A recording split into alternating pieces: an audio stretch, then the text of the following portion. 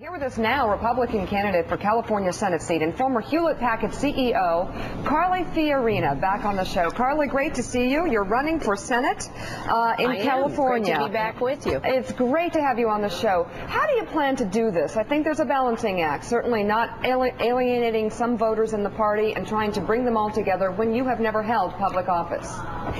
Well, you know, our founding fathers intended for this government to be a citizen government, and I think people look at the polls are pretty tired of professional politicians. It used to be that people moved routinely from private life to public service. The number one issue on Californians' minds is jobs, and the number two issue is out of control federal government spending, and I think those are issues that I can speak to with great credibility and can offer real solutions. Well, California certainly is facing a great deal of crisis in terms of unemployment and the overall state of the government. How would you fix, first of all, the jobs issue? Well, no, let me give you a real live story. It's playing out right now in California. In the San Joaquin Valley, we're facing almost 40% employment. 42,000 farmers and farm workers have lost their jobs because of the Endangered Species Act and a little fish called the smelt and a nameless, faceless bureaucrat in Washington, D.C. who wrote a new biological assessment and determined that the water should be turned down. Barbara Boxer has the power to change this right now. Chairwoman of the Environment and Public Works Committee. She will not do it. There's an example of how an act by a senator can help people regain employment. There are many other examples. We are loading tax burdens onto small businesses in particular. It's almost impossible for innovators and entrepreneurs to build businesses now in California, and if we're not careful, it will become increasingly impossible across this nation. All right, and actually on the Daily Beats, you've got a piece, Tina, on hunger in America in different states. Yeah, we have a really interesting survey actually about hunger coming off that Department of Agriculture report.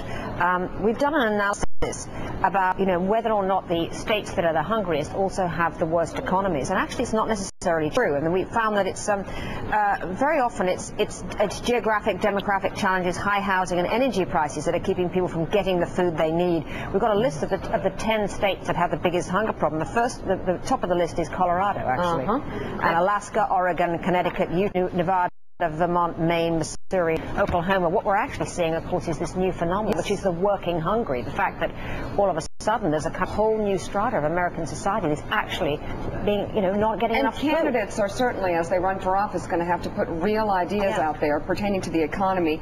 Carly, before you go, I just want to ask you about the confusion that's out there on an entirely different story. A headline for the past 3 days now about breast cancer and different directives we're hearing from different sources about when to get mammograms. Your thoughts?